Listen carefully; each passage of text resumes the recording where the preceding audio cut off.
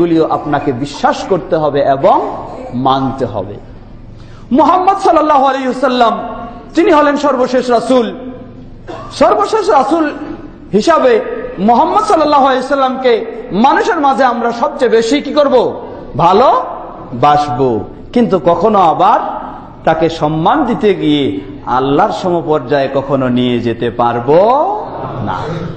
তাকে সবচেয়ে ভালোবাসতে হবে অবশ্যই। তিনি হাদিসে বলেছেন, স্পষ্ট সহিহ বুখারী মুসলিমের হাদিস। আনাস রাদিয়াল্লাহু আনহু বলছেন, রাসূল সাল্লাল্লাহু আলাইহি ওয়াসাল্লাম বলেন, লা ইউমিনু আহাদুকুম হাত্তা আকুনা আহাব্বা ইলাইহি মিন ওয়ালাদিহি ওয়া ওয়ালিদিহি ওয়ান নাস আজমাইন।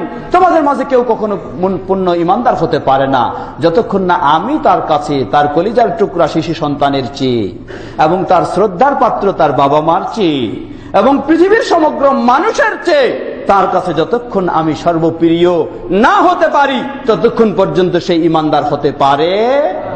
নবুয়ত রাসালাতকে আপনি স্বীকার করে নিলেন 100%, কোনো আপনার সংশয় নাই। কিন্তু মুহাম্মদ সাল্লাল্লাহু আলাইহি ওয়াসাল্লামকে যদি আপনি সকলের ঊর্ধ্বে না নিতে পারেন তাহলে আপনার পক্ষে ঈমানদার হওয়া সম্ভব নয়। ওমর রাদিয়াল্লাহু আনহু কি বললেন, হে আল্লাহর রাসূল সাল্লাল্লাহু আলাইহি ওয়াসাল্লাম, ফা ইন্নাকা আহাব্বু ইলাইয়া মিন কুল্লি শাইইন ইল্লা মিন নাফসি। হে আল্লাহর রাসূল সাল্লাল্লাহু আলাইহি ওয়াসাল্লাম, আপনি আমার কাছে পৃথিবীর সব কিছুর চেয়ে, আমার সন্তানের চেয়ে, আমার বাবা মার চেয়ে, আমার স্ত্রীর চেয়ে, আমার ভাই বন্ধুর চেয়ে, আমার যত রকমের মানুষ যত কিছু জিনিস রয়েছে সবকিছুর চেয়ে আপনি আমার কাছে প্রিয়।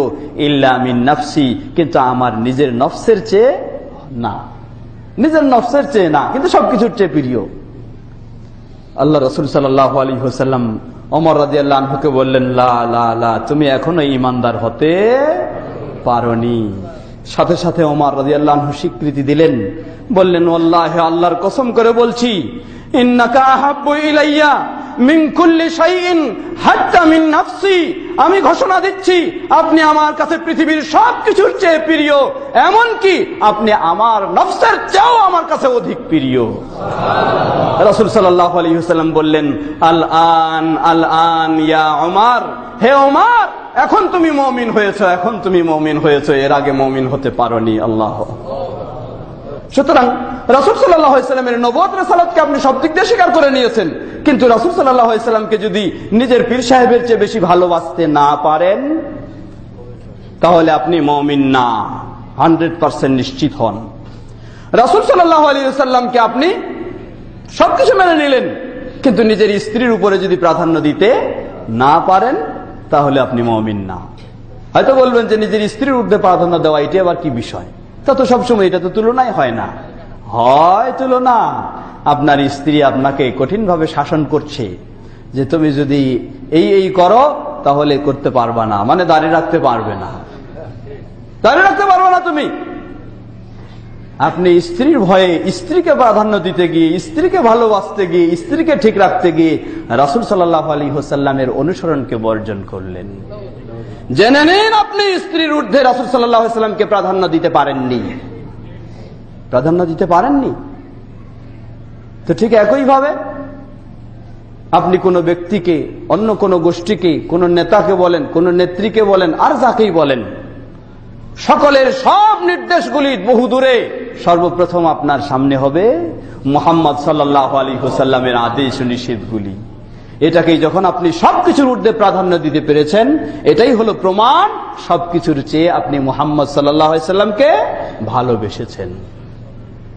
আর যদি বিভিন্ন চিন্তায়, বিভিন্ন বিষয়, বিভিন্ন ব্যক্তির বিষয়গুলি আপনি সেগুলি নিয়ে বিবেচনা করতে গিয়ে ওটাকেই প্রাধান্য দেন আর এটাকেই পিছনে রেখেছেন, এটি শুধু এই ক্ষেত্রে বললাম না, দাড়ির ক্ষেত্রে শুধু নয়, বহু ক্ষেত্রে একই বিষয়। আপনার স্ত্রী, ধরে নেন আপনার স্ত্রী, স্ত্রীর ক্ষেত্রে স্বামীর বিষয়টা ছিল, এখন স্বামীর ক্ষেত্রে স্ত্রী চাচ্ছে আল্লাহকে ভয় করে রাসূল সাল্লাল্লাহু আলাইহি ওয়াসাল্লামের সুন্নাহ অনুযায়ী, নিয়ম অনুযায়ী সে পর্দা ব্যবস্থায় চলতে চায়। আপনি স্বামী হিসাবে কি করলেন?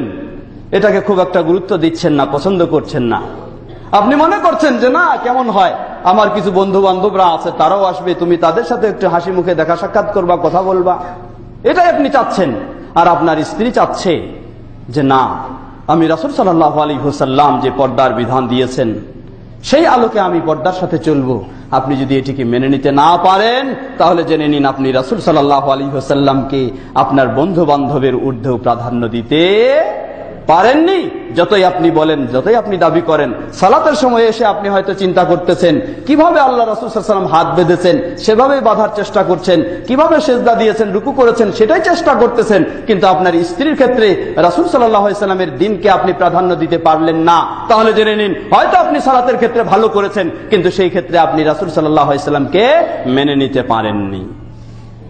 সুতরাং রাসূল সাল্লাল্লাহু আলাইহি ওয়াসাল্লামের অনুসরণ শুধু সালাতে নয়, শুধু আমিন বলায় নয়, শুধু বুকে হাত বাঁধায় নয়। রাসূল সাল্লাল্লাহু আলাইহি ওয়াসাল্লামের অনুসরণ করে যেমন আপনি আমিনও বলবেন, রাসূল সাল্লাল্লাহু আলাইহি ওয়াসাল্লামের অনুসরণ করে যেমন আপনি রাফউল ইয়াদাইনও করবেন, তেমনি ভাবে রাসূল সাল্লাল্লাহু আলাইহি ওয়াসাল্লামের অনুসরণ করে আপনার স্ত্রীকেও সেই অনুযায়ী ব্যবহার করতে হবে, সেই অনুযায়ী তাকে পরিচালনা করতে হবে। রাসূল সাল্লাল্লাহু আলাইহি ওয়াসাল্লামের অনুসরণ করে আপনার বাবা মার সাথেও সেই রকম আচরণ, সেই রকম ব্যবহার, সেই রকম শ্রদ্ধা তাদের প্রতি দেখাতে হবে। তাহলেই হচ্ছেন আপনি প্রকৃতপক্ষে রাসূল সাল্লাল্লাহু আলাইহি ওয়াসাল্লামকে ভালোবাসেন এবং তাকে অনুসরণ করেন।